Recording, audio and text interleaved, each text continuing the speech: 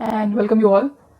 Today we're going to discuss about kinematic synthesis and more precisely dimensional synthesis, which actually deals with the dimensions of various links or to find out the dimensions of various links. In dimensional synthesis, there may arise two situations where in one situation we may need the output link to follow a particular path, which is called path generation, and in another situation we might be desired to generate a function, let us say y equal to f of x, in which the variable x is the angular motion of the input link, and it is called the independent variable, whereas the y is the motion of another link called output link, which is a dependent variable. This is called function generation. Now we are going to discuss about the dimensional synthesis of a 4-bar mechanism and its inversions in both the ways, like the path generation as well as the function generation. Before going into the concept, we try to get familiarized with the notations and the terminology. As we all know, this is a 4-bar mechanism with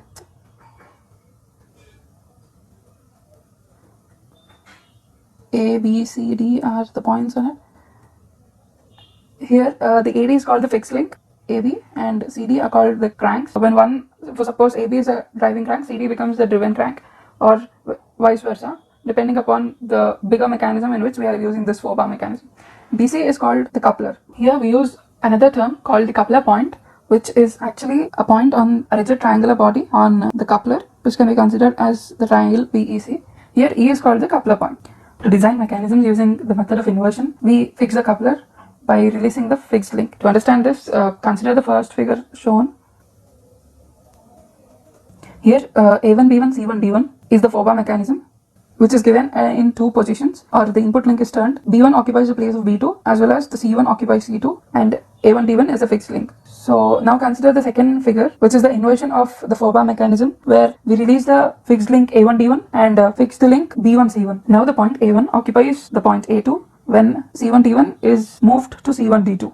Now observe the two triangles B2, E2, D1 and B1, E1, D2 as marked in the figure. They must be congruent, and it can also be observed that point C1 is the center of curvature of the arc passing through D1 and D2, and thus lies on the perpendicular bisector of D1, D2. These observations are very useful as we use these to design the mechanism according to the problem given. Now let us look at a question of the path generation. The question says, design a 4-link mechanism to coordinate the following 3 positions of the coupler point, which I already said, the coupler point to be E, and the positions are given with respect to the coordinate axis R1, R2, R3, which are 55, 70 and 75 mm respectively, alpha 1, alpha 2, alpha 3 at 75 degrees, 50 degrees, 40 degrees respectively. These are the polar coordinates of the point E at 1, 2 and 3 positions, and it is also given that the angular displacements of the input link, that is AB link, to be 30 degrees and 70 degrees. It's a note that theta 12 is the angle of position 2 with respect to the first position, and theta 13 in a similar way, which is the angle of third position with respect to the first position. Now using the given data, we try to locate the points E1, E2 and E3, which are the first and second and third positions of E. To locate the first position, we draw a line of 55 mm length at an angle of 75 degrees with the horizontal line, and similarly we draw the E2 and E3.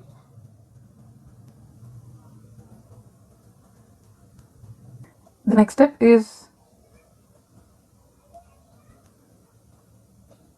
we select a suitable location of the pivot A1 of the fixed link with respect to the positions of the coupler points, which is this point, and then we rotate A1, E2, which is this, by an angle of theta 12, which is the input angle, 30 degrees in the anti-clockwise direction with A1 as center, and obtain E2 dash. Similarly, we rotate A1, E3, which is this, by an angle of theta 13, which is equal to 70 degrees in the counterclockwise direction, and we get the point E3 dash. Now to get the point B, we draw the mid-normals, that is the perpendicular bisectors of E2 dash E1, which is this, and E3 dash E1. The perpendicular bisectors are in the green color, which intersect at a point which is called the B1. Now the A1, B1 is studied, that is we got 2 points of the mechanism. We require more 2 points, that is C and D. Before finding out the positions of C and D, let us first find out the second and third positions of the point B. For this, we need to rotate the link A1, B1 by an angle of 30 degrees, which is theta 12, to get the position of A1, B2, and to get the position of B3, we need to rotate the link A1 B1 by an angle of 70 degrees, which is theta 13, to get its position, that is B3.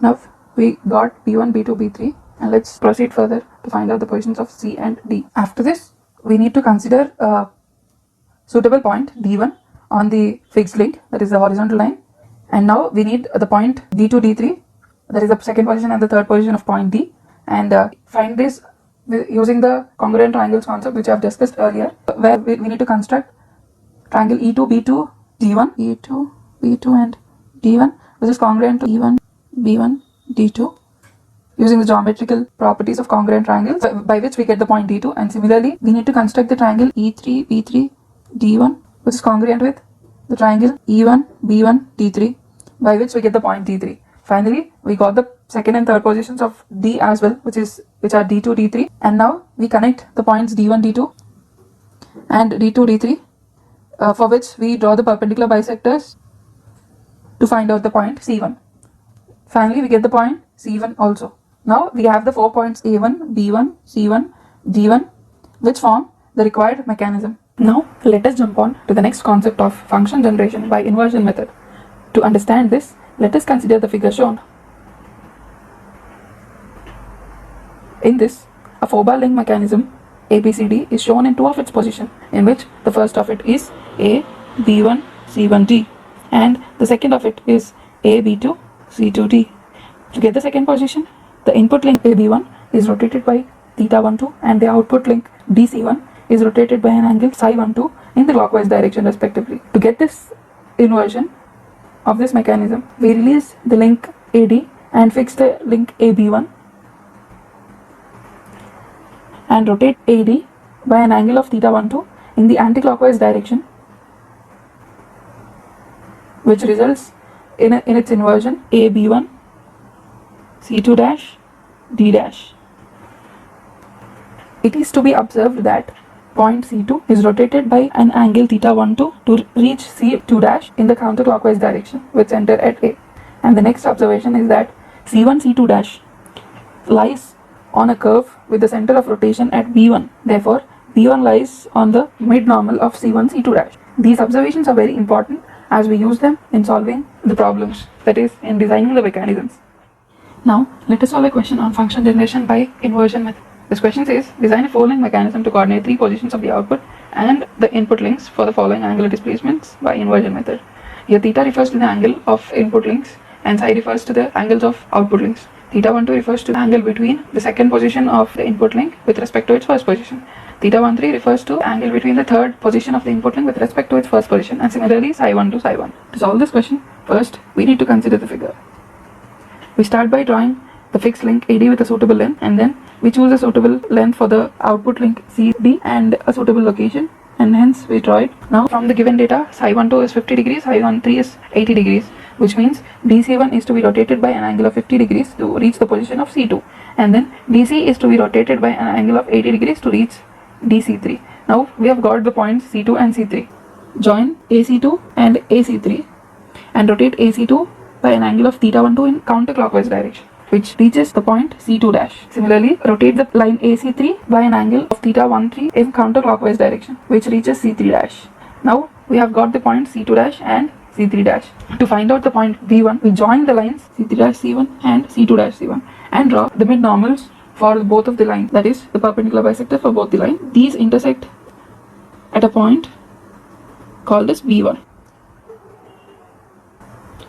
Now, AB1, C1D represents the required mechanism. We all know that a slider crank mechanism is an extension of the 4-bar mechanism with one invisible link. So let us try to do a problem on slider crank mechanism even. Okay, let us get to the problem now.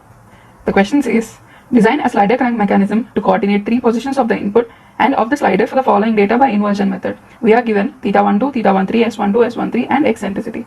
Here, theta refers to the angle of input links. Theta 12 specifically refers to the angle of second position with respect to its first position. Similarly, theta 13. Here, S12, S13 are the displacements of the slider with respect to its first position. Eccentricity or offset is given as 20 millimeters. Let us know what is offset. In a general slider crank mechanism, the axis of the fixed link and as well as the slider are parallel to each other. like this. But when an offset is created, the line of motion of slider is different from the axis of the fixed link, like this. The gap between the line of motion of slider and the axis of the fixed link is called the offset. In this case, the offset is given as 20 mm for us. Beginning with the first step, we draw two parallel lines at a distance of 20 mm as shown. Now we take an arbitrary point A on the line L1, which is shown in the figure, as the fixed pivot, and 3 points C1, C2, C3 with the given data as 40 mm and 96 mm apart for the initial and subsequent positions of the slider. Now we rotate the point C2 about A through an angle of 30 degrees in the counterclockwise direction to obtain the position at C2'. Similarly, we rotate the point C3 about A by an angle of 60 degrees, which is the theta 13, in the counterclockwise direction to obtain the position at C3'. Now we join C1 C2' and C1 C3'. After joining this, we draw the mid-normals of both the lines, which are shown in green in color. These mid-normals, or the perpendicular bisectors, intersect at a point called as B. Thus, A, B, C1 is the required slider crank mechanism. Okay, let us discuss about one more topic, motion generation by rigid body guidance. What is this actually is, a rigid body will be guided through 3 prescribed positions upon which 2 sets of points and their positions are given to us. It is required to design a four-link mechanism, of which this rigid body would be a coupler. To find the lengths of the four links of mechanism, we proceed as follows. This is the schematic diagram where JMKL is the rigid body which acts as a coupler. And to find the link, we join B1, B2 first and B2, B3. We draw the perpendicular bisectors of B1, B2 and B2, B3, which intersect at a point, and this we mark it as A. Similarly, we join C1, C2 as well as C2, C3 and draw the perpendicular bisectors whose intersection is named as D. Now we have the points A and D, B1, C1. Now we join the point AB1, B1, C1 and C1, D, which gives us the required mechanism.